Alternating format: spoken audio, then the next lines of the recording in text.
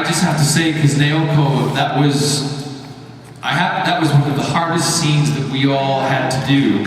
And Eve and I we couldn't rehearse those specific scenes because I didn't know how to talk about it. We got emotionally upset by it because we were losing not only team members, but we were losing part of our family, our Torchwood family. And you absolutely acted that sequence so beautifully.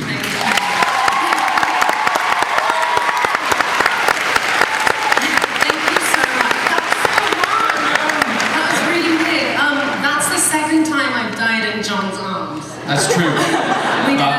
We did Miss Saigon together many years ago, and she was Kim and I was Chris, and she still snobs as good as she did back then.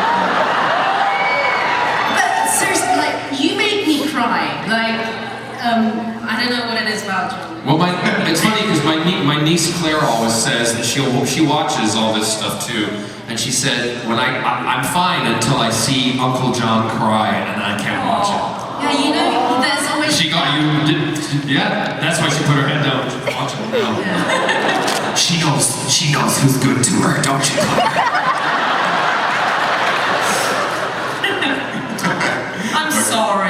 I'm sorry she had to die. Well, that's it.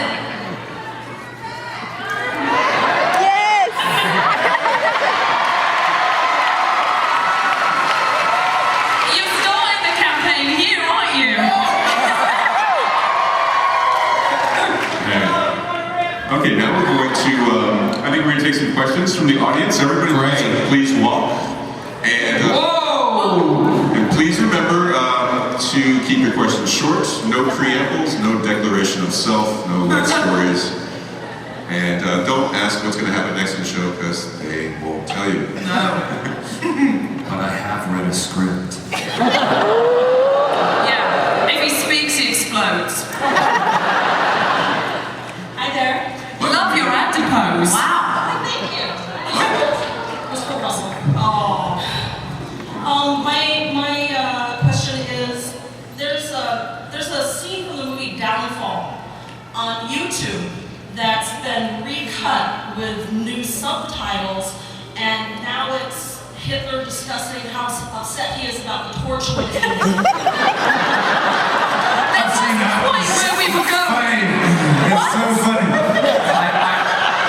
I have seen it, but I thought they've got far too much time on their hands. It's funny though. Did you do it? No, okay. No, it was actually very, very funny, but slightly sick. Love that. So this is more question for Julie. Given the end of the Doctor Who finale and that last scene with Captain Jack, what is the possibility of those two characters that he left with coming to Torchwood? Possibly say, dear God, you're going to have to watch. But what I can say today is Torchwood 3 is coming to BBC America. We've done it. We don't know when it's going to be on air, but we are transmitting Torchwood 3 in the UK in spring next year, so it'll be really quickly after that. So in answer to your question about those two characters, wait and see. And that deal was done this morning, right? Yeah. So that's brand new, so it's exciting stuff. Hi everyone. John, I asked Gareth this question a couple weeks ago in Toronto. It kind of left him a little bit flabbergasted.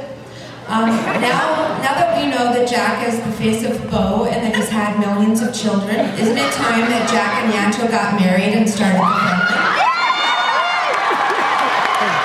Listen, all I can say is...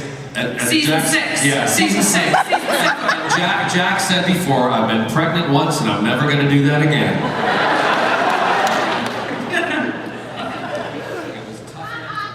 Hello. Don't take my mic down. Let me just give you some advice. Don't take my mic down. We try all the time. This question is actually for my 15-year-old son who was too shy, so I have to embarrass him as a father. He's sitting over here. Where are you? This question is, with the new format for Series 3 of Torchwood, how is this series going to be different from the previous 2 series? Wow. Yeah, what we wanted to do, I mean, I'm sure most of you know, but we're doing 5 episodes for season 3, and the choice for that was to do one huge story. So there's a ticking clock, it's a really tight time span, it's one really big meaty story that's told across 5 episodes, big event. It's really about pushing the Torchwood team into new territory. They've never been under this much stress and this much trouble or in this much jeopardy. John, you've read the script without giving anything away. What's your sense of it? My sense is that I read it on an airplane, and I don't like to fly. I was totally engrossed in it, forgot I was on a plane. It was absolutely incredibly action-packed. I was shocked at things that were going to happen, and the way the story progresses, where it leaves you, you want more and more and more. Bad things happen. Yes. So Russell T Davies has written that episode, so and we're 4 weeks away from shooting, so it's getting really exciting.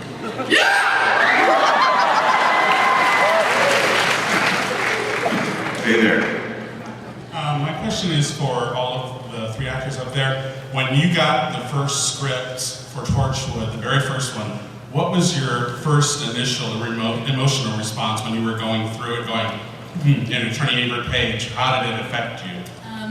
I'll start. After I calmed down about the fact that I could be working with Russell T Davies, and I kind of fell off the sofa and started frothing and getting very excited. After that, the biggest thing that struck me and got me excited about Torchwood was it's not just sci-fi. It has so many other elements.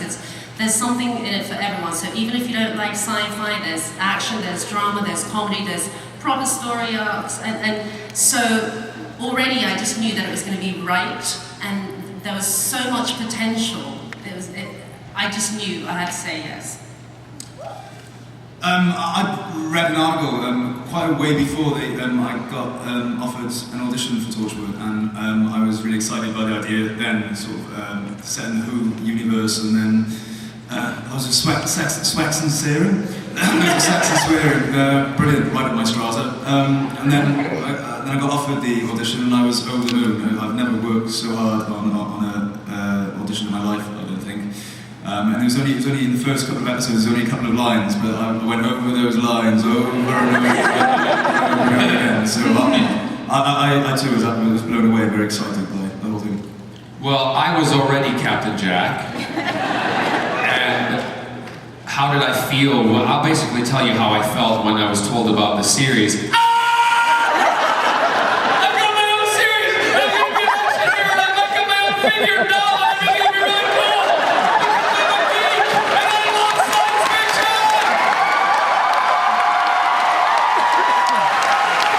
And Julie can vouch for that because she was there. I was there, and we were in a public place. We were not.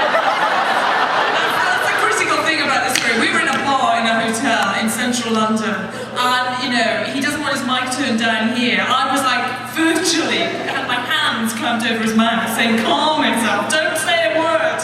Yeah, it's one of the best things in the world, and every script we get, every script we read, it's going on an adventure. And I know I speak for the other cast members, but we have little kids inside us who are living our dream every day. So that's when we read the scripts. Yes, sir. There's a question for you, John. I know you studied here in California, like acting school. What was it like studying with Sarah and Andy Barnacle? Well, those the other people who don't know, Sarah and Andy Barnacle, I didn't study with Sarah, but I studied with Andy. He was my acting teacher at university. And the one thing I liked about him was he used to challenge me in a way that he'd make me get really pissed off and want to prove him wrong. Because he kind of put us in the attitude that, we were wasting our time and blah, blah, blah. Look where I am now! No, but Andy's a really good teacher. And I know he still teaches, and they live up in Oceanside, so. Hi. To John, out of your fellow 3 panelists, marry, shag, throw off a cliff.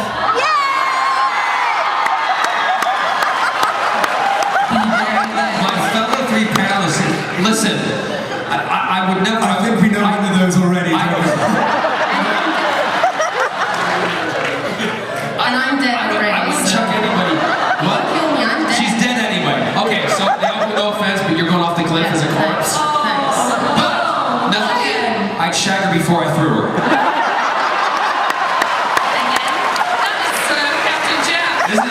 Isn't it? And I think I'd have to shag Julie. Hooray! I'm saying Because yes. I know she has a wild side to her. And I'd have to marry Gareth. Because